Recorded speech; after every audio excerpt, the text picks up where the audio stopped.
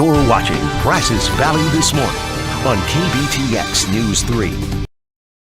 It is striking just how many people who are U.S. veterans that are now accused of attacking the U.S. Capitol. They came to Washington trained in warfare, wearing combat gear, forming a line, marching up the Capitol steps, and then used their training against the U.S. Capitol. These three Americans are some of the first to face the most severe charges in the attack on the Capitol, including conspiracy, obstruction of an official proceeding, and violent entry or disorderly conduct. All three are U.S. veterans. 65-year-old Thomas Edward Caldwell served in the Navy. 50-year-old Donovan Ray Crowell is a former Marine. This is Crowell inside the Capitol building on January 6th. Overran the Capitol. We're in the Capitol, bro. The person who popped up behind him is Jessica Marie Watkins. She served in the Army as Jeremy David Watkins.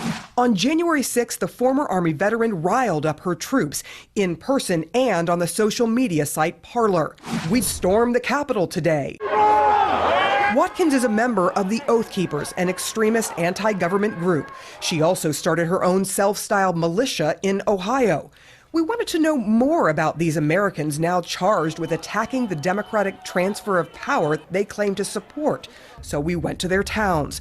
Turns out, Watkins runs a bar with her partner in the village of Woodstock, Ohio. I spoke with a neighbor who lives down the street from this bar who didn't want to be identified, but he told us that this is the watering hole for this town of about 300 people, and that when you would go in to get your beer, Watkins would often try to recruit you to her militia. He said most people didn't bite, but we know at least one person did because he was in D.C. with Watkins, and they were both arrested. That person was Donovan Crowell, who lives just down the street from Watkins' bar. I am her boyfriend. She is not a violent person. Montana Sniff and Watkins run the bar. The two live upstairs where the FBI showed up last week. The shots woke us up, and the yelling, because they were on a microphone yelling, "It is the FBI," and to come down. And it was crazy. It was flashbangs, not gunshots. The blasted out window remains broken. Only Sniff was home and says he was questioned and released. Watkins later turned herself in. What was her plan? She was supposed to help protect some VIP members within the Trump rally.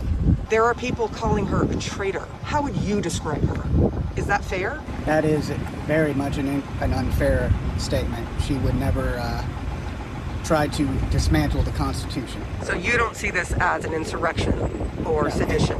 It was illegal, and those people involved did need to take their lumps, but it's... Including Miss Watkins? For what? If she is found guilty of anything, then she will have to take the consequences of that. Sniff also knows Crowell and says he joined Watkins' self-styled militia. What's he like? When drunk, the guy you want to shut up. When sober, the best man you could have. Well, he came to the bar, so you saw him both drunk and sober.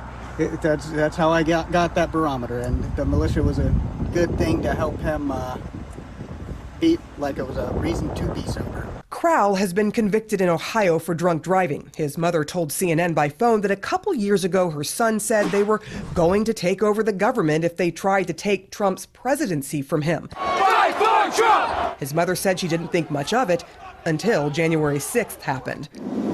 About 400 miles away from Woodstock, Ohio, near Berryville, Virginia, is where Thomas Caldwell lives. Every single in there is a traitor. Every single one! That is Caldwell at the Capitol calling legislators the traitors. Caldwell was a delegate to the Clark County Republican Convention last year. In Washington, D.C., authorities say he was a co-conspirator with Crowell and Watkins in the assault on the Capitol. I do not believe the charges of conspiracy are at all fair. It's unclear how Caldwell knew Crowell and Watkins, but according to federal prosecutors, they were all in D.C. and Watkins was using the Zello phone application to communicate and help plan the attack on the Capitol. Sarah Seidner, CNN, Toledo.